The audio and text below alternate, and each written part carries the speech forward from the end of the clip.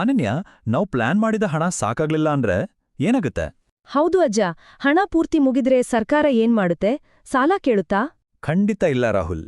ನಮ್ಮ ಭಾರತದ ಸಂವಿಧಾನದಲ್ಲಿ ಇದಕ್ಕೆ ಒಂದು ಸ್ಪಷ್ಟವಾದ ನಿಯಮವಿದೆ. ಆ ನಿಯಮಕ್ಕೇನಂತಾರೆ ಅಜ್ಜ? ಅದನ್ನೇ ಆರ್ಟಿಕಲ್ 115 ಅಂತ ಕರೀತಾರೆ. ಬನ್ನಿ ಅದ್ರ ಬಗ್ಗೆ ತಿಳ್ಕೊಳ್ಳೋಣ. ನೋಡಿ ಮಕ್ಳೇ, ನಮ್ಮ ಮನೆಯಲ್ಲಿ ಬಜೆಟ್ ಹಾಕುವ ಹಾಗೆ ಸರ್ಕಾರ ಕೂಡ 1 ವರ್ಷಕ್ಕೆ ಇಷ್ಟು ಹಣ ಬೇಕು ಅಂತ ಮೊದಲೇ ಪ್ಲಾನ್ ಮಾಡಿರುತ್ತೆ. ಓ, ಅಂದ್ರೆ ಸರ್ಕಾರಕ್ಕೂ ನಮ್ ತರಾನೇ ದುಡ್ಡಿನ ಲೆಕ್ಕ ತಪ್ತಾ? ಹೌದು ಅನನ್ಯ, ಕೆಲವೊಮ್ಮೆ ಆ ಹಣ ಸಾಕಾಗೋದಿಲ್ಲ. ಅನಿರೀಕ್ಷಿತ ಖರ್ಚುಗಳು ಬಂದಾಗ ಹೀಗಾಗುತ್ತೆ. ಅಜ್ಜ, ಇದರಲ್ಲಿ ಮೊದಲನೇದು ಹೆಚ್ಚುವರಿ ಹಣ. ಅಂದ್ರೆ ಒಂದು ನಿರ್ದಿಷ್ಟ ಕೆಲಸಕ್ಕೆ ಅಂತ ತೆಗೆದಿಟ್ಟ ಹಣ ಸಾಕಾಗದೆ ಇದ್ದಾಗ ಇನ್ನೂ ಸ್ವಲ್ಪ ಎಕ್ಸ್ಟ್ರಾ ಹಣ ಕೇಳೋದು. ಮೀರಾ, ಅಜ್ಜ, ಇದು ನಾವು ಮಾಡೋ ಖರ್ಚನ್ನ ಕಡಿಮೆ ಅಂದಾಜು ಮಾಡ್ದಾಗೆ ಅಲ್ವಾ? ಅಂದ್ರೆ ಅಂಡರ್ ಎಸ್ಟಿಮೇಟ್ ಮಾಡ್ದಾಗೆ? ಅಜ್ಜ, ಬೆರಗುಗೊಳಿಸುವ ಪ್ರಶ್ನೆ ಮೀರಾ. ಹೌದು, ನಿಖರವಾಗಿ ಅದೇ ರೀತಿ. ಒಂದು ಉದಾಹರಣೆ ಹೇಳ್ತೀನಿ ಕೇಳಿ. ನಮ್ಮ ಮನೆಯಲ್ಲಿ 1 ತಿಂಗಳಿಗೆ 10,000 ರೂಪಾಯಿ ಖರ್ಚು ಅಂತ ಪ್ಲಾನ್ ಮಾಡಿರ್ತೀವಿ. ಆದರೆ ದಿಢೀರಂತ ಯಾರಿಗಾದ್ರೂ ಹುಷಾರಿಲ್ಲದೆ ಆಸ್ಪತ್ರೆಗೆ ಹೋಗ್ಬೇಕಾಗುತ್ತೆ. ಅಯ್ಯೋ, ಆಗ ಟೆನ್ಷನ್ ಶುರುವಾಗುತ್ತೆ ಅಲ್ವಾ? ಹೌದು ರಾಹುಲ್. ಆಗ ನಾವು ಪ್ಲಾನ್ ಮಾಡಿದ್ದಕ್ಕಿಂತ ಹೆಚ್ಚು ಹಣ ಬೇಕಾಗುತ್ತೆ. ಸರ್ಕಾರಕ್ಕೂ ಇದೇ ರೀತಿ ದಿಢೀರ್ ಖರ್ಚು ಬಂದಾಗ ಎಕ್ಸ್ಟ್ರಾ ಹಣ ಬೇಕಾಗ್ತದೆ. ಎರಡನೇದು ಹೊಸ ಖರ್ಚಿಗೆ ಹಣ. ಅಂದ್ರೆ ಬಜೆಟ್ ಮಾಡುವಾಗ ಯೋಚನೆಯೇ ಮಾಡದ ಒಂದು ಸಂಪೂರ್ಣ ಹೊಸ ಕೆಲ್ಸ ದಿಢೀರಂತ ಶುರುವಾಗೋದು. ಓ, ಅಂದ್ರೆ ಇದೊಂದು ಸರ್ಪ್ರೈಸ್ ಖರ್ಚಿದ್ದಾಗೆ. ಹೌದು ರಾಹುಲ್.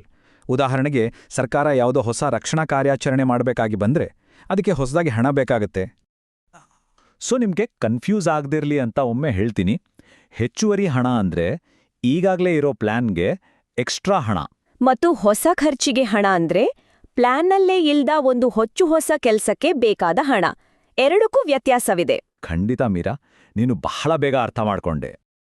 ಮೂರನೇದು ಅಗತ್ಯಕ್ಕಿಂತ ಹೆಚ್ಚು ಖರ್ಚು. ಅಂದ್ರೆ ಕೊಟ್ಟಿರುವ ಲಿಮಿಟ್ಗಿಂತ ಆಗ್ಲೇ ಹೆಚ್ಚು ಖರ್ಚು ಮಾಡ್ಬಿಟ್ಟಿರೋದು. ಅಜ್ಜ, ಅದು ತುಂಬಾ ದೊಡ್ಡ ಪ್ರಾಬ್ಲಮ್ ಅಲ್ವಾ?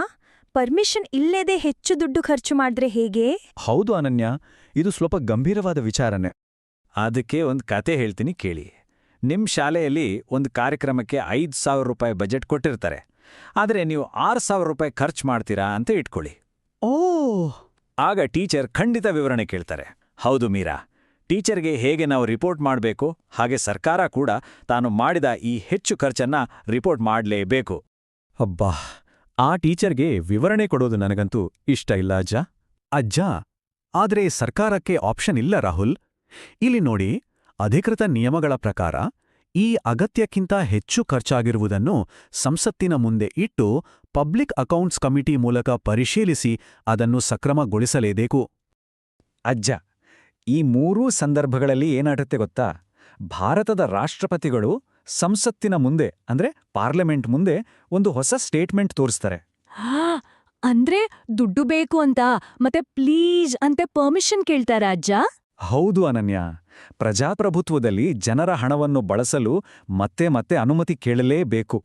ಅಜ್ಜ, ನಮ್ಮ ದೇಶದ ದುಡ್ಡನ್ನೆಲ್ಲ ಒಂದು ಕಡೆ ಇಟ್ಟಿರ್ತಾರೆ. ಅದನ್ನ ದೇಶದ ದೊಡ್ಡ ಬ್ಯಾಂಕ್ ಖಾತೆ ಅಂತ ಕರೀಬೋದು. ಓ, ಅಷ್ಟು ದೊಡ್ಡ ಬ್ಯಾಂಕ್ ಅಕೌಂಟ್ ಇರುತ್ತಾ? ಹೌದು, ಆದ್ರೆ ಅಲ್ಲಿಂದ ಸುಮ್ನೆ ದುಡ್ಡು ತೆಗೆಯೋಕ್ಕಾಗಲ್ಲ. ಕಟ್ಟುನಿಟ್ಟಿನ ನಿಯಮಗಳನ್ನ ಪಾಲಿಸಲೇಬೇಕು. ಅಜ್ಜ, ಮೊದಲು ವಾರ್ಷಿಕ ಬಜೆಟ್ಗೆ ಹೇಗೆ ಪ್ಲಾನ್ ಮಾಡಿ ಸಂಸತ್ತಿನಲ್ಲಿ ವೋಟ್ ಮಾಡಿ ಅಪ್ರೂವಲ್ ತಗೋತಾರೋ, ಈ ಎಕ್ಸ್ಟ್ರಾ ಹಣಕ್ಕೂ ಅದೇ ಸ್ಟೆಪ್ಸ್ ಫಾಲೋ ಮಾಡಬೇಕು. ಮೀರಾ, ಅಂದ್ರೆ ಪ್ರತಿಯೊಂದು ರೂಪಾಯಿಗೂ ಲೆಕ್ಕ ಕೊಡ್ಬೇಕು ಅಲ್ವಾ ಅಜ್ಜ? ಸರಿಯಾಗಿ ಹೇಳ್ದೆ ಮೀರಾ. ಪಾರ್ಲಿಮೆಂಟ್ನ ಒಪ್ಪಿಗೆ ಇಲ್ಲದೆ 1 ರೂಪಾಯಿ ಕೂಡ ಆ ಬ್ಯಾಂಕ್ ಖಾತೆಯಿಂದ ಬಳಸುವಂತಿಲ್ಲ. ಅಯ್ಯೋ, ಇಷ್ಟೊಂದು ರೂಲ್ಸ್ ಇದ್ಯಾ? ಏನಾದ್ರೂ ಶಾರ್ಟ್ಕಟ್ ಇಲ್ವಾ ಅಜ್ಜ? ಅಜ್ಜ, ಇಲ್ಲ ರಾಹುಲ್, ಖಂಡಿತ ಶಾರ್ಟ್ಕಟ್ ಇಲ್ಲ. ಜನರ ದುಡ್ಡಿನ ವಿಷಯದಲ್ಲಿ ಪಾರದರ್ಶಕತೆ ಇರಬೇಕು. ಅದಕ್ಕೆ ವಾರ್ಷಿಕ ಬಜೆಟ್ನ ನಿಯಮಗಳು ಇಲ್ಲಿಯೂ ಅನ್ವಯಿಸ್ತವೆ. ರೂಲ್ಸ್ ಇರೋದೇ ಒಳ್ಳೇದಕ್ಕೆ ಅಲ್ವಾ ಅಜ್ಜ? ಹಾಗಾದ್ರೆ ಇವತ್ತು ಏನೇನ್ ಕಲ್ತ್ರಿ ಅಂತ ಒನ್ನ ಹೇಳಿ ನೋಡೋಣ. ಪ್ಲಾನ್ ಮಾಡಿದ ಹಣ ಕಡಿಮೆ ಆದ್ರೆ ಹೆಚ್ಚುವರಿಯಾಗಿ ಕೇಳಬೇಕು. ಮೀರಾ, ಹೊಸ ಖರ್ಚು ಬಂದ್ರೆ ಅದಕ್ಕೂ ಸಂಸತ್ತಿನಲ್ಲಿ ಅಪ್ರೂವ್ ಮಾಡಿಸ್ಬೇಕು. ರಾಹುಲ್, ಮತ್ತು ಲಿಮಿಟ್ಗಿಂತ ಹೆಚ್ಚು ಖರ್ಚು ಮಾಡಿದ್ರೆ ಅದನ್ನ ರಿಪೋರ್ಟ್ ಮಾಡ್ಲೇಬೇಕು. ಅಜ್ಜ, ಬಹಳ ಜಾಣ ಮಕ್ಕಳು ನೀವು.